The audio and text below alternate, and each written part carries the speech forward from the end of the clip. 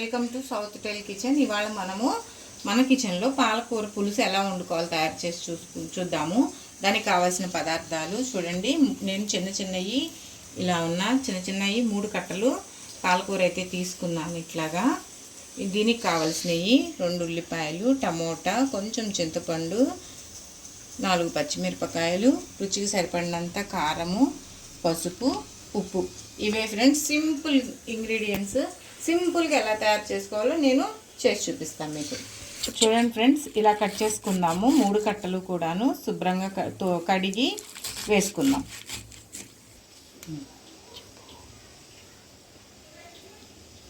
చూడండి ఫ్రెండ్స్, ఇట్లాగా కట్ చేసుకొని మనము మొత్తము 1కి 2 వాటర్లతో కడిగి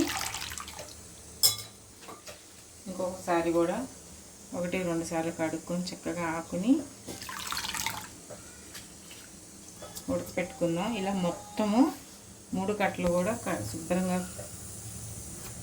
కోసి కట్ చేసి వండుకుందాం. ఓకేనా? ఓకే ఫ్రెండ్స్, ఇప్పుడు పాలకూరని శుభ్రంగా మనం కడిగి ఇట్లా కుక్కర్లో పెట్టేసుకుందాము. ఓకేనా? ఇప్పుడు టమాటాలు, ఉల్లిపాయలు, పచ్చిమిర్చి ఇవన్నీ కట్ చేసుకొని అందులో వేసుకుందాము. చూడండి, టమాటాలు,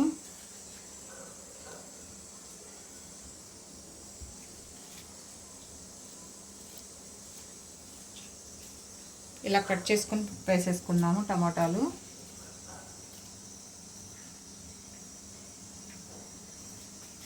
తొడుము తీస్తున్నా.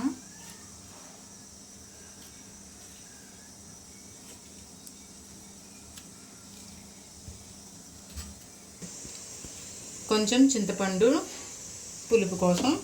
తర్వాత ఉల్లిపాయలు, ఇవి కూడా రఫ్గా చాప్ చేసుకుందాం ఫ్రెండ్స్. మీకు చేత్తో కట్ చేయడం ఇలా వస్తే కనుక వేసేసుకోండి, రాకపోతే కింద పెట్టి కట్టర్ మీద కట్ చేసుకోండి ఫ్రెండ్స్. జాగ్రత్త, చేతులు అనేవి కట్ అయిపోతూ ఉంటాయి కదా. ఇప్పుడు పచ్చిమిరపకాయలు తుంచి వేసుకుందాం. కట్ చేయొద్దు, ఇవి పెద్దగానే వేసుకుందాం, మరి అంత చిన్నగా అవద్దు, ఎందుకంటే పిల్లలు తినడానికి ఇబ్బంది అవుతుంది. ఇలా అయితే తీసి వాళ్ళు పక్కన పెడతారు. దీనిలో ఉన్న కారం మాత్రమే దిగుతుంది అన్నమాట మనకి. ఓకేనా ఫ్రెండ్స్? 1 టీ స్పూన్ అంత పసుపు, 2 టీ స్పూన్స్ కారము, ఇంతే ఫ్రెండ్స్. కొంచెం ఎసరికి వాటర్ పోసుకుందాము. ఇప్పుడు నేను ఇలా ఈ టీ గ్లాస్తో వాటర్ తీసుకొని ఇందులో పోస్తున్నాను ఫ్రెండ్స్. ఇది పచ్చిగానే అన్నీ ఇలా కలిపి వేసేసుకోవచ్చు, దీన్ని వేపాల్సిన అవసరం ఉండదు. దీన్ని అన్నింటినీ ఇట్లా ఉడకబెట్టేసి పక్కన పెట్టేసేద్దాం ఫ్రెండ్స్. అయిపోయింది ఇంతే. చూడండి ఫ్రెండ్స్, ముందుగానే ఉప్పు అనేది వేసుకోకూడదు, ఎందుకంటే పాలకూరలో కూడా సాల్ట్ కంటెంట్ అనేది ఉంటుంది. ఇది ఇప్పుడు మనం 3 కట్టలు తీసుకున్నాం కదా అని ఇంత ఉప్పు వేసేసుకుంటే కసిమైపోద్ది ఉప్పు. అందుకని ఇది ఉడకపెట్టినాక మెదిగిపోయిద్ది, క్వాంటిటీ అనేది తగ్గిపోయిద్ది కదా. మెనుపుకున్నాక అప్పుడు చూసుకొని ఉప్పు వేసుకుందాం. ఓకేనా? ఇప్పుడు నేను కుక్కర్ మూత పెట్టేస్తున్నాను. దీన్ని ఒక 3 to 4 విజిల్స్ రానిద్దాము. నేను స్టవ్ ఆన్ చేసి కుక్కరు పొయ్యి మీద ఎక్కిస్తున్నాను. 3 నుంచి 4 విజిల్స్ వచ్చేదాకా మనం దీన్ని ఉడికించుకుందాం. ఓకేనా ఫ్రెండ్స్? తర్వాత మళ్ళీ కలుద్దాం.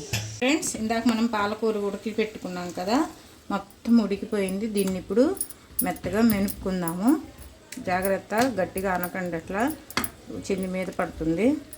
దీన్ని శుభ్రంగా మెత్తగా మెనిపేసుకుందాం. మీ దగ్గర మెనపడానికి ఇలాంటిది లేకపోతే ఇది కొంచెం చల్లారినాక బ్లెండర్తోనైనా బ్లెండ్ చేసుకోవచ్చు, హ్యాండ్ బ్లెండర్తో. దీనిలోనే ఇప్పుడు మనం ఇందాక వేసుకోలేదు కదా సాల్ట్, రుచికి సరిపడినంత సాల్ట్ వేసుకుందాం.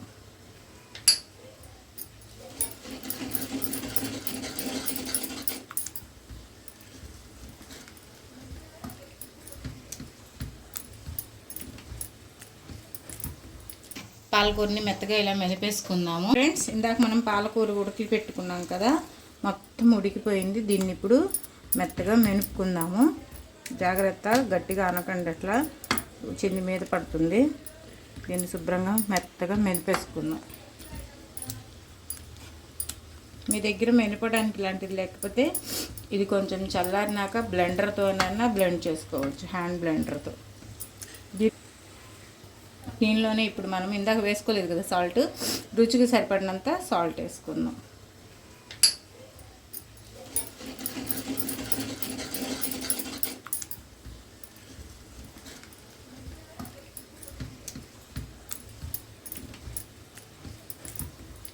పాలకూరని మెత్తగా ఇలా మెదిపేసుకుందాము. తర్వాత గిన్నె పెట్టుకొని ఆయిల్ వేసుకొని పొయ్యి వెలిగించి ఆయిల్ వేస్తున్నాను. తాలింపు ఒక 2 స్పూన్స్. ఆయిల్ హీట్ ఎక్కింది. చిన్నులపాయలు, ఎండుమిరపకాయలు వేపుకుందాం ముందు.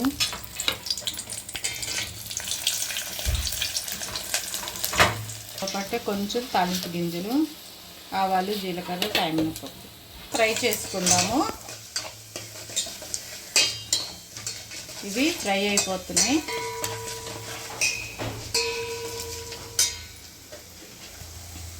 ఇందులో తాలింపులోకి కొంచెము ఇంగువ, తాలింపు చాలా ఇంపార్టెంట్ ఇందులో. ఫ్రై అయ్యింది. కరివేపాకు, తాలింపు అంతా వేగింది. ఇప్పుడు మనము మెనుక్కున్న పులుసుని ఇందులో వేసేస్తాం.